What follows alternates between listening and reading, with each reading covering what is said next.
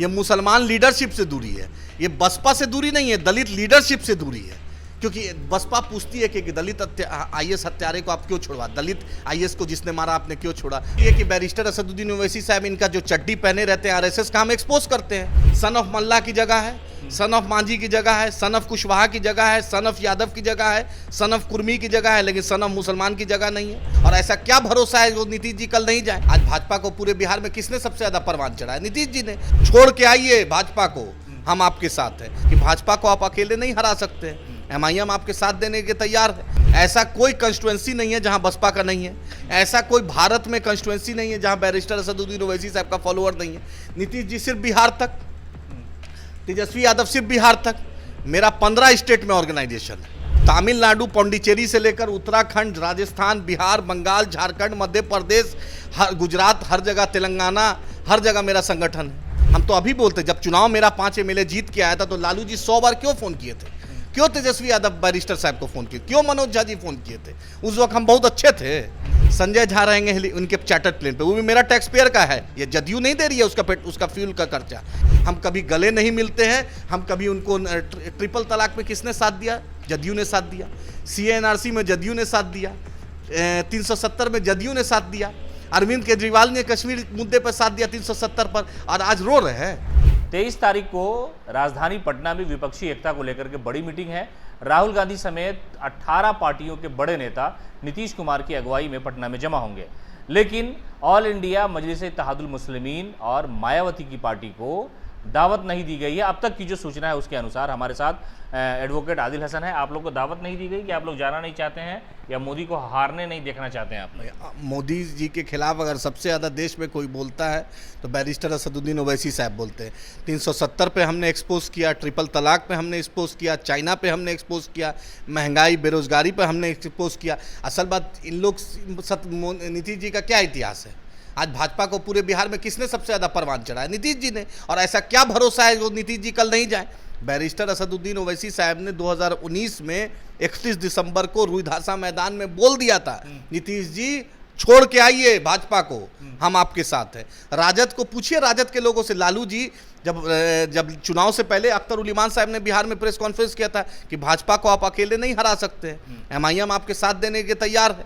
इम्तियाज जलील साहब ने एनसीपी के मिनिस्टर को बोला वहाँ महाराष्ट्र में कि आइए आप मिलकर हम एमवीए महाराष्ट्र विकास अघाड़ी बनाए, हम भी तैयार हैं, आप मेरा भी एमएलए साथ दीजिए। लेकिन ये मुस्लिम लीडरशिप, दलित लीडरशिप को बढ़ने नहीं देना चाहते, नहीं चाहते। बतलाइए, बहन जी से बड़ा ताकतवर पूरे देश में किसका संगठन है?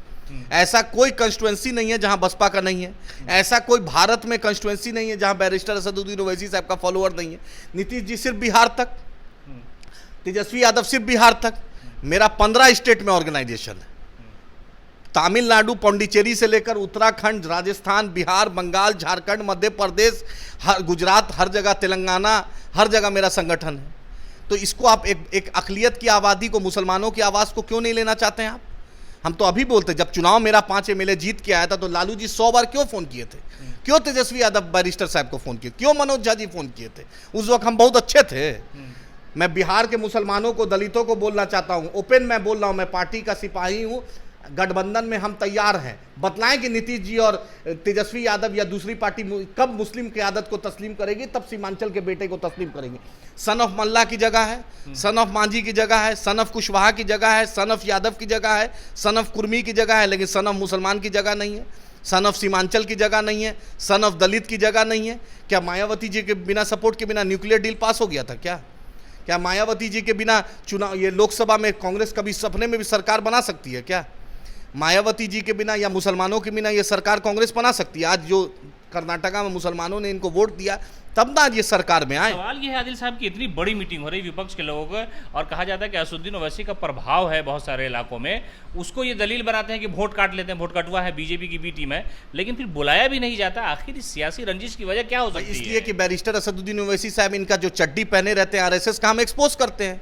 हम बोलते हैं कि मिट्टी में मिल जाएंगे, भाजपा में नहीं जाएंगे। नीतीश जी बोले थे, ऐवान में बोले थे, लेकिन रातों रात भाजपा में चले गए। हम ये बात बोलते हैं कि 1990 में जब लालू जी सरकार बनाए थे तो भाजपा के आउटसाइड सपोर्ट से सरकार बनाए थे, ये हम बोलते हैं कि ट्रिपल तलाक पे कांग्रेस ने मौलाना असरुल कासमी साहब रहमतुल्लाह अलैह को बोलने नहीं दिया, हम ये बोलते हैं। हम एनसीपी से पूछते हैं कि श्री कृष्ण कमीशन रिपोर्ट 15 साल से तो आप सरकार में थे, क्यों नहीं आपने नाफिज करवाया? 4% मुसलमानों को 5% महाराष्ट्र में रिजर्वेशन था। हम शरद पवार जी से कांग्रेस से पूछते हैं कि क्यों नहीं वहां पर किया। हम पूछते हैं जुनैद और नासिर को जिंदा जला दिया गया, राजस्थान में अशोक गहलोत की सरकार थी, हम पूछते हैं कि 15 दिन क्यों लगा मुख्यमंत्री को जाने में और 5-5 लाख क्यों दिए और दूसरे को मारने में 50 लाख आप क्यों देते हैं? हम पूछते हैं कि मोनू मनेसर क्यों नहीं अभी तक गिरफ्तार हुआ? हम पूछते हैं कि कर्नाटका में आप बजरंग दल बैन की बात करते हैं, राजस्थान, छत्तीसगढ़, हिमाचल प्रदेश में कब बैन कीजिएगा? हम झारखंड मुक्ति मोर्चा की सरकार से पूछते हैं कि मुदस्सिर और शाहिद को जो पॉइंट ब्लैंक रेंज से गोली मार दिया गया उसके घर में सरकार ने क्यों कंपनसेशन नहीं दिया? हम पूछते हैं कि बैदुल और एक अब्दुल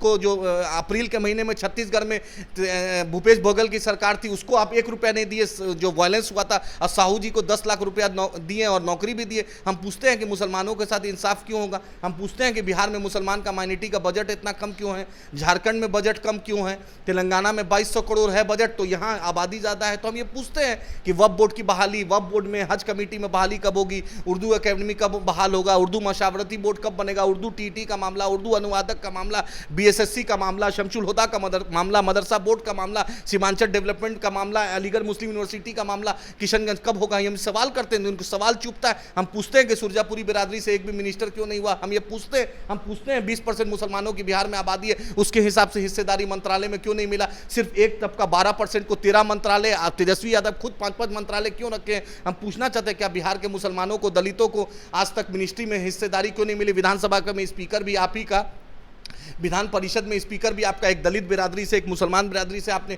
स्पीकर या चेयरमैन काउंसिल में क्यों नहीं बनाया? हम ये पूछते हैं कि मुसलमानों का जो दलितों का बजट था स्कॉलरशिप का वो डाइवर्ट क्यों हो गया? हम पूछते हैं रोहित वोमेला मुद्दे पे आप क्यों शांत रहते हैं? हम ये पूछते हैं कि आज तक जदयू और राजद ने एक भी दलित को राज्यसभा क्यों नहीं भेजा? हम ये सवाल करते हैं। अच्छा आदिल साहब, आपको लगता है कि जो नई गठबंधन हुआ, नई सरकार आई सत्ता में, तो मुसलमानों को हाशिया पर ले जाया गया? जैसे मुसलमानों को लोन मिलता था, मुख्यमंत्री ऋण योजना जो चलती थी वो बंद हो गया, वो अब कुछ नहीं है। उसके अलावा भी आपको लगता है कि सियासी तौर पर मुसलमानों को ये बताया जा रहा है कि सेकुलर सरकार है, लेकिन उनके जितने भी अधिकार हैं जो सियासी अधिकार संवैधानिक होनी चाहिए उनको अलग किया जा रहा है या सियासी हाशिए पे ले जाया जा रहा है? हम पूछ रहे हैं कि 2015 में जब महागठबंधन की सरकार बनी थी तब भी 4 मंत्रालय क्यों थे?